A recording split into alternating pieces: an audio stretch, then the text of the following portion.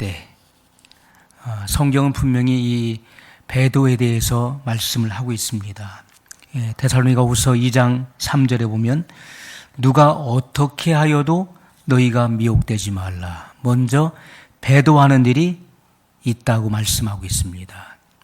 자, 예수님께서 재림하시기 전에 먼저 이 땅에서 배도하는 일이 일어나게 되는 것이고 멸망의 아들, 불법의 사람이 출현하게 되는 것입니다. 그 후에 예수님의 공중 재림이 일어나게 될 것에 대해서 성경은 분명히 말씀하고 있습니다. 또 우리가 디모데전서 4장에 보면 그러나 성령이 밝히 말씀하시기를 후일에 어떤 사람들이 믿음에서 떠나. 자, 어떤 사람들이 누굽니까? 믿음의 사람들을 말하는 것입니다. 믿는 자들 가운데 이 믿음을 저버릴 자들이 있다는 것을 성경은 분명히 말씀하고 있죠. 자, 마지막 때에 어떤 사람들이 믿음에서 떠나게 될 것입니다. 또 디모데후서 4장 4절에 또 그 길을 진리에서 돌이켜 허탄한 이야기를 따르리라 이렇게 말씀하고 있습니다. 반드시 배도하는 일, 불법이 성행함으로 사람들의 마음에서 사랑이 식어지고 이 진리에서 떠나게 될 것에 대해서 성경은 분명히 우리에게 계시해 주고 있는 것입니다. 우리가 성경 여러 곳에서 믿는 자가 믿음에서 떨어질 수 있다는 사실에 대해서 경고하고 있습니다. 그러므로 우리는 바울의 선포와 같이 내가 남에게 전파한 후에 도리어 버림을 당할까 두려워한다. 그러므로 두렵고 떨림으로 너희 구원을 이루라고 증거했던 것입니다. 자, 그리고 성경은 믿는 자에게 벌어질 수 있는 일들에 대해서 계시를 하고 있습니다. 자, 우리가 더욱 간절히 삼갈지니 혹 흘러 떠내려갈까 염려하노라. 히브리서 2장 1절에 이렇게 말씀하고 있어요. 우리가 누굽니까? 믿는 자를 말하는 것이죠. 우리가 더욱 간절히 삼갈지니 믿는 자들이 삼가할 일이 있다는 것입니다. 혹 흘러 떠내려갈까 염려하노라. 우리의 믿음이 자칫 경각심을 갖지 않을 때 표류할 수 있다는 것에 대해서 말씀을 하고 있는 것입니다. 거듭나지 않은 심령 그리고 변화받지 않은 그런 심령은 그 안에 생명의 능력이 없다는 것이죠. 경건의 능력이 없기 때문에 이 악하고 음란한 세대를 거스를 수가 없는 것입니다.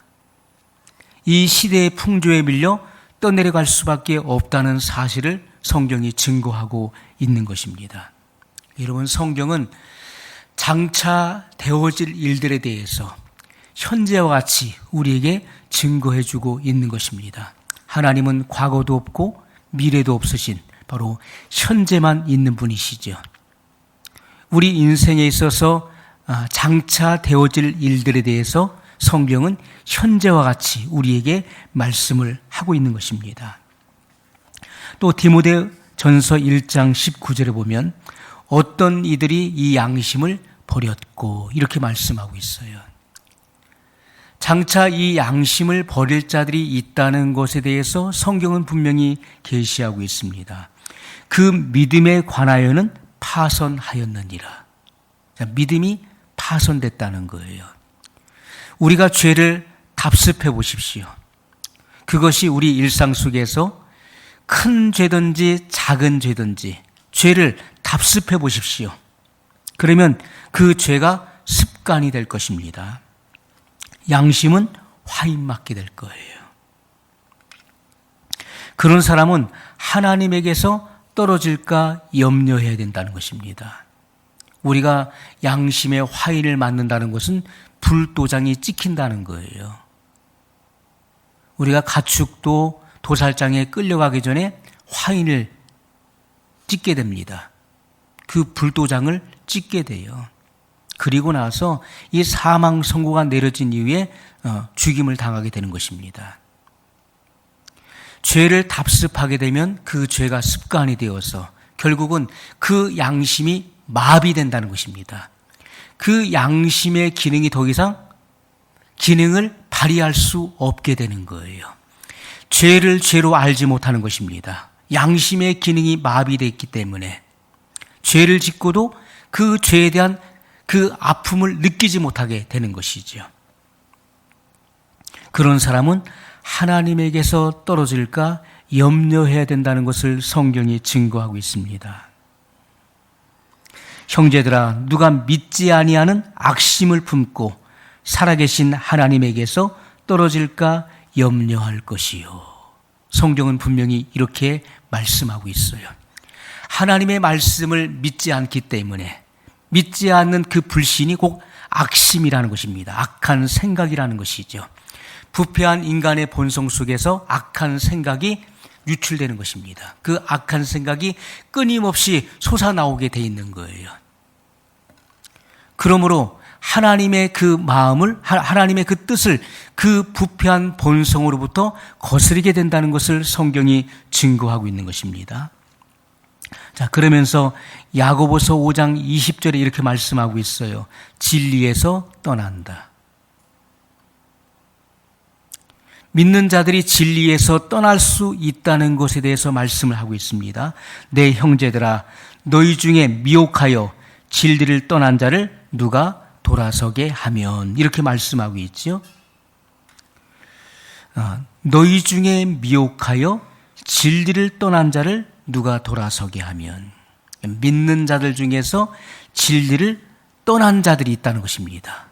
진리를 떠날 자들이 있다는 것을 성경은 분명히 우리에게 암시를 해주고 있는 것입니다.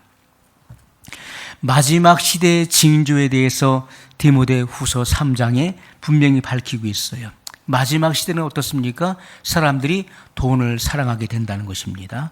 돈을 사랑하며 쾌락 사랑하기를 하나님 사랑하는 것보다 더하며 이 같은 자들에게서 내가 돌아서라, 이렇게 말씀을 하고 있습니다. 여러분, 사람이 돈을 사랑하고 쾌락을 사랑한다는 것은 곧 뭘 말합니까? 자기 사랑이에요. 자기 연민을 말하는 것입니다. 자기를 사랑하기 때문에 하나님보다 돈을 더 사랑하는 것이고 하나님보다 쾌락을 더 사랑하게 된다는 것입니다. 잠깐 있을 것을 그 영원한 것과 바꾸는 것입니다. 그래서 성경은 너희는 에서와 같이 망령된 사람이 되지 말라고 성경은 증거하고 있는 것입니다. 에서를 가리켜서 망령된 자라고 성경은 말씀하고 있어요. 왜 그렇습니까? 그 장자의 명분을 팥죽 한 그릇에 팔았기 때문에 그렇습니다. 일시적인 것, 그 배고픔을 충족시키기 위해서 그 장자의 명분, 영원한 영적인 그 축복을 팔았던 것입니다. 그것에 대한 그 영원성에 대한 귀중성을 전혀 몰랐다는 것이지요. 여러분, 마지막 시대의 징조는 그렇게 나타납니다. 돈을 사랑하게 된다. 쾌락을 하나님보다 더 사랑하게 된다. 이것은 바로 자기 사랑, 자기 연민으로부터 흘러나오는 것입니다. 우리 믿는 사람들이 무엇으로부터, 어디로부터 구원을 받았는가를 우리는 정확하게 알아야 돼요. 우리는 하나님의 그 무서운 진노로부터 구원을 받았다는 사실을 깨달아야 되는 것입니다. 하나님의 그 진노로부터 우리가 구원을 받았다는 거예요. 그런데 하나님의 그 진노를 가져오는 것들로 우리가 다시 돌아간다면 성령으로 시작하였다가 육체로 마치게 된다는 것입니다. 갈라디아서 6장에 보게 되면 사도 바울의 탄식이 나오죠. 어리석도다 갈라디아 사람들아, 너희가 예수 그리스도께서 십자가에 못 박히신 것이 너희 눈앞에 밝히 보이거늘 누가 너희를 꾀더냐?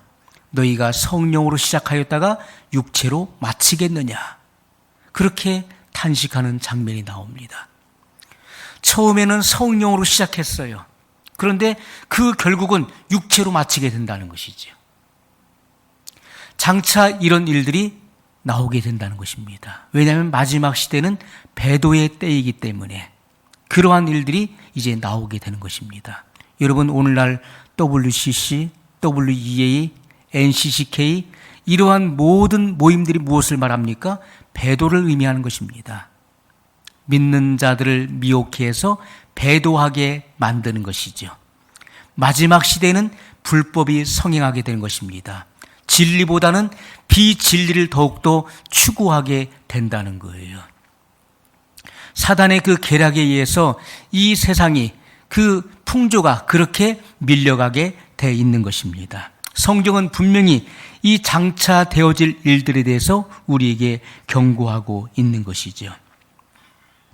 우리는 하나님의 진노로부터 구원을 받았는데 하나님의 진노를 일으키는 것으로 다시 돌아가게 된다면은 돈을 사랑하고 쾌락을 사랑하고 하나님보다 나 자신을 더 사랑하고 하는 일들로 우리가 돌아가게 된다면은 성령으로 시작하였다가 육체로 마치게 된다는 것입니다. 오늘 우리가 해야 될 일이 무엇입니까? 그것은 지속적으로 주님을 사랑하는 일이에요. 그 아들에게 입맞추라고 말씀하고 있습니다. 그것은 하나님의 아들을 사랑하라는 거예요. 내 마음과 뜻과 목숨을 다하여 주님을 사랑하라. 우리는 우리의 마음을 쏟는 사랑을 해야 되는 것입니다. 그것은 우리가 단회적이 아니라 지속적으로 주님을 사랑해야 된다는 거예요. 지속적으로 우리는 믿음으로 하나님의 은혜를 취해야 되는 것입니다. 우리는 믿음으로 그분의 주시는 은혜를 취할 수 있어요. 지속적으로 하나님이 우리에게 약속하신 그 소망을 바라보고 붙잡아야 되는 것입니다. 우리가 부활의 생명에 소망을 가져야 되는 것이고 영원한 기업에 대한 그런 소망을 우리가 확실하게 붙잡을 수 있어야 된다는 것입니다. 성경은 여러 곳에서 믿는 자들을 나무로 비유하셨어요. 물가에 심기운 나무, 물가에 심긴 나무. 시냇가에 심기운 그 나무가 어떻게 발육하고 성장하는지에 대해서 성경은 분명히 말씀하고 있죠. 뿌리가 깊게 내려가 사막에서도 잘 자라는 종려나무에 대해서도 성경은 증거하고 있습니다. 그 진액의 향기를 강력하게 뿜어냄으로써 벌레가 틈타지 못하게 하는 레바논의 백향목에 대해서도 말씀을 하고 있어요. 또 우리가 접붙임만 잘 하게 되면 아름다운 열매를 맺는 포도나무에 대해서도 성경은 증거를 하고 있는 것입니다.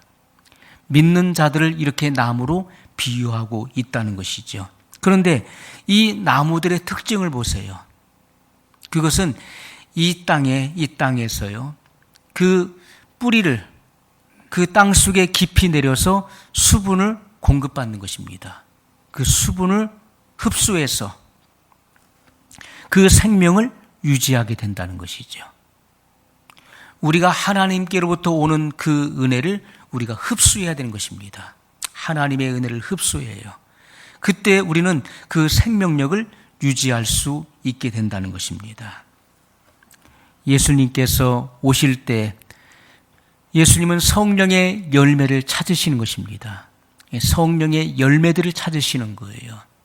그런데 우리가 가시와 엉겅퀴를 낸다면은 성령으로 시작하였다가 육체로 마치는 이들, 그들은 바로 음녀의 열매를 나타내게 될 것입니다. 그것이 가시와 엉겅퀴로 드러나게 된다는 것이죠. 우리 믿는 사람들이 하나님의 그 무서운 진노로부터 구원을 받았어요. 그런데 그 은혜에서 떨어질 자들이 있다는 것을 성경이 분명히 증거하고 있습니다.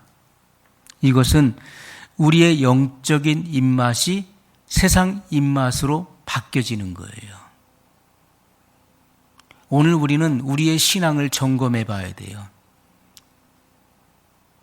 우리가 시작은 좋았는데 그 끝이 잘못되는 이들이 너무나 많이 있습니다. 이것은요, 그 상황과 또 환경에 따라서 그 시대의 풍조에 따라서 이 세상의 유행을 쫓아가다 보면 그 영적 입맛이 세상 입맛으로 바뀌어지는 거예요. 세상으로 돌아가게 돼 있는 것이죠. 세상이 좋은 것으로 돌아가게 될 때 성령의 열매를 맺을 수 없다는 것입니다.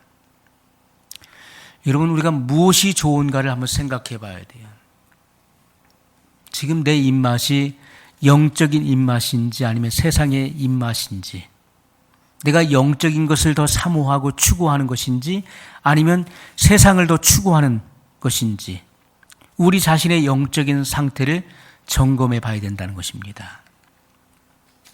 마귀가 두려워하는 것이 무엇일까요? 마귀가 두려워하는 것은 우리 육신의 힘을 두려워하는 것이 아닙니다. 내가 육신의 힘을 기른다고 해서 마귀가 그것을 두려워하지 않지요. 내가 큰 소리를 지른다고 해서 마귀가 그 소리에 위협을 당하겠습니까? 절대 그렇지 않은 것입니다. 마귀가 두려워하는 것은 주님의 빛을 두려워한다는, 주님의 빛. 시편 27편 1절로 2절에 보면 여호와는 나의 빛이요 나의 구원이시니 내가 누구를 두려워하리요. 자, 시편 기자 다윗은 그렇게 선포하고 있는 것입니다. 여호와는 나의 빛이요. 오직 하나님이 나의 빛이시라는 거예요. 예수님께서는 이 땅에 참 빛으로 오셨습니다. 예수 그리스도는 하나님을 알게 하는 참 빛이시라고 성경은 말씀하고 있어요. 마귀가 두려워하는 것은 바로 하나님의 아들 예수 그리스도이십니다. 거라사인의 땅에 거했던 그 군대 귀신도 예수님을 두려워했어요. 예수님의 이름의 그 위엄을 그도 알았습니다. 마귀가 정작 두려워하는 것은 바로 빛이신 예수 그리스도시라는 것이죠. 여호와는 나의 빛이요 나의 구원이시니 내가 누구를 두려워하리요. 나의 대적 나의 원수된 행악자가 내 살을 먹으려고 내게로 왔다가 실족하여 넘어졌도다. 원수는 끊임없이 내 살을 먹기 위해서 내게로 다가옵니다. 그러나 내 안에 예수 그리스도의 그 말씀의 빛이 충만할 때 그 빛 앞에 실족하여 넘어지게 될 것입니다. 여러분, 우리의 안에서 발휘하는 그 생명의 빛은 바로 하나님의 말씀의 빛입니다. 예수님께서는 제자들에게 그 말씀을 주셨고 하나님을 알게 하는 그 지혜와 총명의 빛을 주신 것입니다. 주님은 그 지혜의 말씀으로 만물을 창조하신 것에 대해서 잠언서는 분명히 밝히고 있습니다. 우리 안에 말씀이 있다는 것은 곧 그것이 세상을 밝히는 빛이 되는 것입니다. 그 말씀이 우리의 인격을 변화시키고 우리의 삶을 변화시키는 것입니다. 우리가 진리 안에 거하게 될 때 진리를 살아낼 수 있게 되는 것입니다. 자, 마지막 시대에는 재림의 때예요. 재림의 시기에, 재림의 세대 가운데 여호와의 이 진노에 대해서 완전하게 깨달을 것에 대해서 예레미야 선지자가 분명히 예언하고 있습니다. 예레미야 30장에 보면은 보라 여호와의 진노가 발하여 폭풍과 회오리 바람처럼 악인의 머리를 칠 것이라. 나 여호와의 진노는 내 마음에 뜻한 바를 행하여 이루기까지는 쉬지 아니하나니 너희가 말일에 그것을 깨달으리라. 이렇게 말씀하고 있습니다. 하나님의 그 진노가 어떻게 행해질 것에 대해서 성경은 분명히 말씀하고 있다는 것이죠. 자, 예수님께서 우리에게 하나님을 두려워하라고 분명히 말씀하셨어요. 마태복음 10장 28절에 보면 몸은 죽여도 영혼은 능히 죽이지 못하는 자들을 두려워하지 말고 오직 몸과 영혼을 능히 지옥에서 멸하실 수 있는 일을 두려워하라. 이렇게 말씀했습니다. 우리가 두려워해야 될 자가 누굽니까? 몸을 죽이는 자들을 두려워하지 말라. 우리가 진작 두려워해야 될 자는 누굽니까? 우리의 몸을 죽이고 그 영혼까지도 영원히 꺼지지 않는 지옥불에 던져 넣는 그런 하나님을 두려워하라고 분명히 말씀하고 있습니다. 그런데 여러분, 오늘날 많은 사람들이 이 하나님의 진노에 대한 메시지에 대해서 분노하지요. 그리고 이 진노의 메시지에 의해서 실족하여 넘어집니다. 하나님의 이 진노에 대해서 사람들은 거부하고 거스립니다. 우리는 이 하나님의 진노의 메시지를 드려야 돼요. 그럴 때 이 복음의 메시지가 깊어질 수가 있는 것입니다. 주님은 누구든지 나를 인하여 실족하지 아니하는 자는 복이 있도다 이렇게 말씀했어요. 예수님께서 증거하시는 그 메시지로 인해서 걸려 넘어지지 않는 사람이 복이 있다는 것입니다. 우리는 주님께서 무슨 말씀을 하시든지 그 말씀을 수용하고 그 말씀을 순종할 수 있는 그런 영적인 신앙적 자세를 취해야 된다는 것입니다. 하나님의 진노의 메시지에 대해서도 항상 순종하고 수용적인 자세를 취할 수 있어야 돼요. 하나님의 진노에 대한 계시가 있을 때 이 복음의 메시지는 깊어지는 것입니다. 그리고 우리가 죄를 짓지 않게 되는 것이고 하나님을 경외할 수 있는 거예요. 하나님의 진노가 있다는 것, 하나님의 무서운 심판이 있다는 것, 그 죄에 대한 대가가 반드시 치러진다는 것을 우리가 알게 될 때 우리는 경각심을 갖게 될 것이고 죄를 짓지 않게 될 것입니다. 우리가 하나님의 진노에 대한 깊이 묵상해야 돼요. 하나님의 진노. 우리가 하나님의 진노로부터 구원을 받았다는 것. 그런데 하나님이 진노하는 것들로 우리가 돌아가게 된다면 결국 육체로 그 일들을 마치게 된다는 것. 이 사실을 우리가 깊이 있게 묵상해야 된다는 것입니다. 그때 비로소 주님의 이 십자가의 희생의 가치가 느껴지게 될 것입니다. 이 십자가가 나에게 주는 그 은혜가 얼마나 지극히 큰 것인가를 우리가 비로소 깨닫게 되는 거예요. 많은 사람들이 신앙생활을 하지만은 이 십자가의 의미와 그 깊이를 묵상하지 않습니다. 성경은 우리에게 예수 그리스도를 깊이 생각하라고 말씀하고 있어요. 예수님을 깊이 생각하라. 그 십자가의 희생을 깊이 묵상해 보라는 것입니다. 하나님의 그 무서운 진노로부터 우리를 구원하시기 위해서 그 십자가에서 희생을 치르신 그 십자가의 깊은 의미를 우리는 묵상하고 생각해야 된다는 것입니다. 그때 비로소 우리는 그 복음의 깊이를 우리는 인지하게 될 것입니다. 많은 사람들이 교회를 다니지만은 예수님을 필요로 하지 않습니다.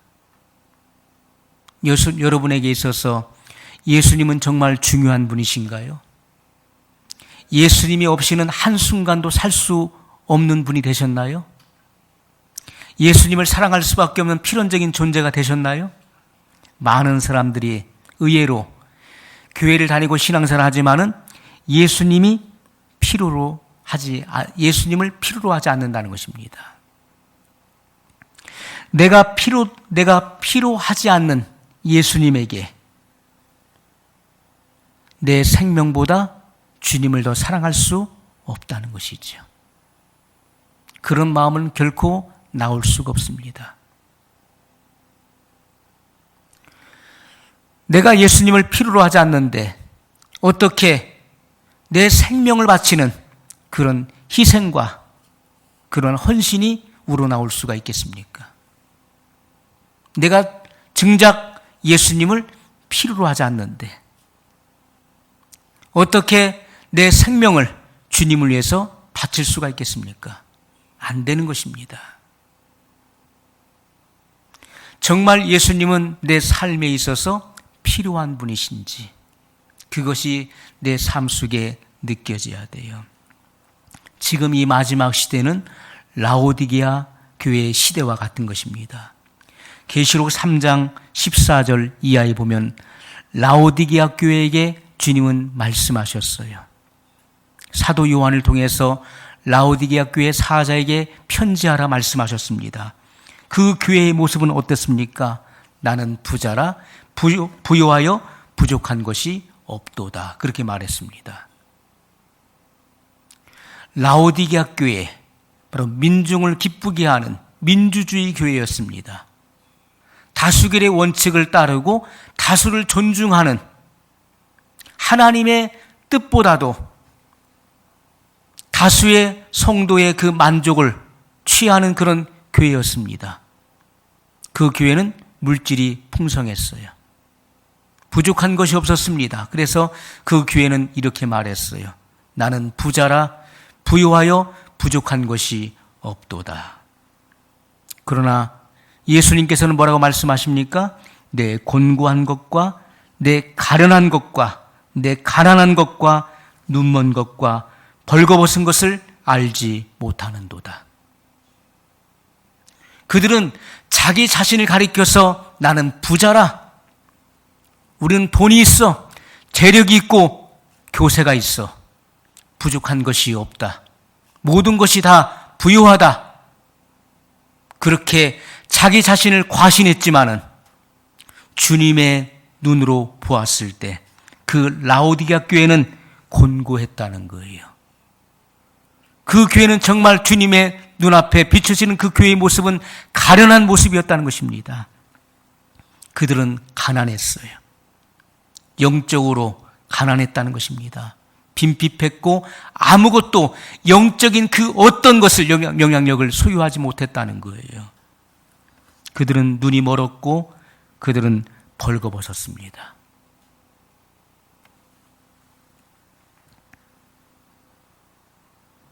예수님이 없는 용서는 없는 것입니다.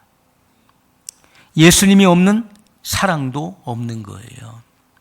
예수님이 없는 삶도 없는 것입니다. 예수님이 없이는 아무것도 없는 거예요. 그렇기 때문에 예수님이 항상 내 삶에 있어서 가장 우선이 되어야 되는 것입니다.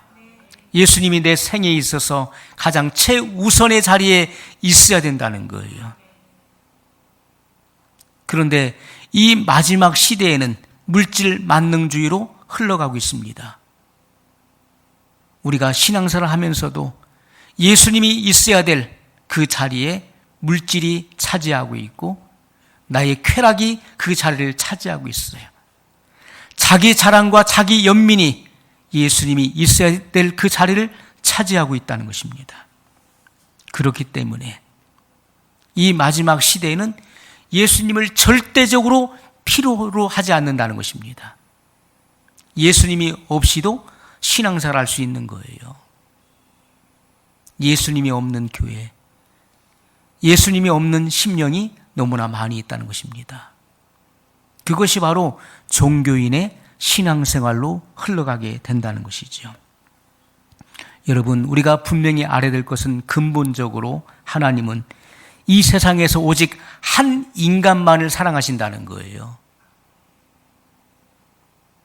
하나님의 눈에 있어서는요, 하나님은 이 세상에서 오직 한 인간만을 사랑하신다는 것.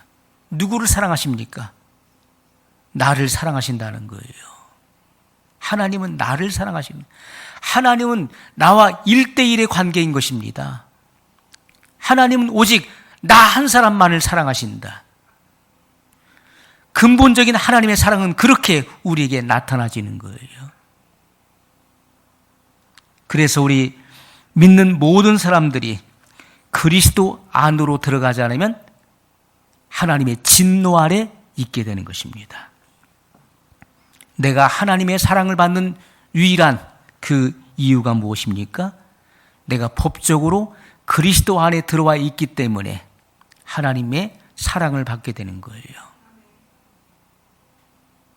영접하는 자, 곧 그 이름을 믿는 자들에게는 하나님의 자녀가 되는 권세를 주셨으니.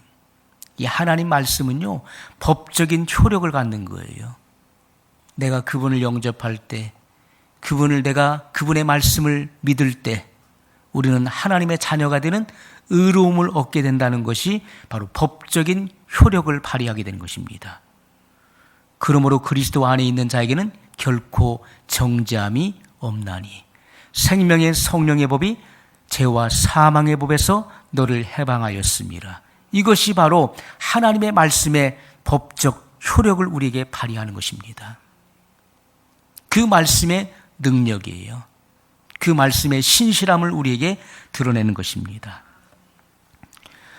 우리가 때때로 무지함으로, 내가 연약함으로 죄를 지을 수 있어요. 그때도 우리가 죄를 자백하면, 죄를 회개함으로 용서받을 수 있는 그런 유일한 이유도 그리스도 안에 있기 때문에 그것이 가능한 것입니다. 그리스도 밖에서는 아무것도 되어질 일이 없는 것입니다. 내가 그리스도 밖에서 아무리 울고불고 회개해도 죄사함이 이루어질 수 없는 거예요. 그러나 그리스도 안에 있기 때문에 연약하여 넘어질 때에도, 잘못하고 죄를 지었을 때에도 용서받을 수 있는, 죄를 고백함으로 용서받을 수 있는 그런 유일한 이유는 내가 그리스도 안에 있기 때문에 가능하다는 것입니다. 오늘 우리는 내 안에 정말 예수님을 필요로 하는지, 나는 정말 예수님을 필요로 하는 사람인지, 예수님이 절대적인 분이신지, 이 사실을 이 아침 우리는 확인해야 되는 것입니다. 예수님이 절대자가 되지 않으면 안 되는 것입니다. 그렇지 않으면 우리에게서 온전한 헌신, 온전한 희생이 나올 수 없어요. 온전한 사랑이 나갈 수가 없는 것입니다. 그래서 주님이 우리에게 원하시는 것은 퍼펙트 러브예요. 완전한 사랑이라는 것입니다. 완전한 사랑. 내 안에서 예수님을 사랑할 수밖에 없는 필연적인 존재가 되었을 때 이 완전한 사랑이 나타나지는 거예요. 그것은 헌신과 희생의 삶으로 드러나게 되는 것입니다. 예수님께서 나를 위해서 생명을 버리신 것처럼 나도 주님을 위해서 내 생명을 기꺼이 던질 수 있는 그런 은혜의 사람이 되는 것이죠. 사도 바울의 고백을 들어보십시오. 나의 달려갈 길과 주 예수께 받은 사명, 곧 은혜의 복음 증거하는 일을 마치려 하면은 나의 생명을 조금도 귀한 것으로 여기지 아니하노라. 그렇게 고백했습니다. 내게 주신 사명, 나를 충성되이 여겨 불러주시고 맡겨주신 이 임무를 내가 감당함에 있어서 내 생명을 초계와 같이 던져버리겠다. 그렇게 그는 고백했던 것입니다. 오늘 우리가 주님을 필요로 하는 사람이 되었을 때, 그때 우리 안에 온전한 사랑이 이루어지고 이 온전한 사랑이 우리의 삶의 모든 분야와 영역 속에 흘러나가게 될 것입니다. 우리 말씀을 기억하면서 한 목소리로 기도하겠습니다. 완전하신 사랑의 하나님 아버지, 우리에게 이 완전한 그리스도의 사랑을 보여주시고 새 계명을 너에게 주노니 서로 사랑하라 말씀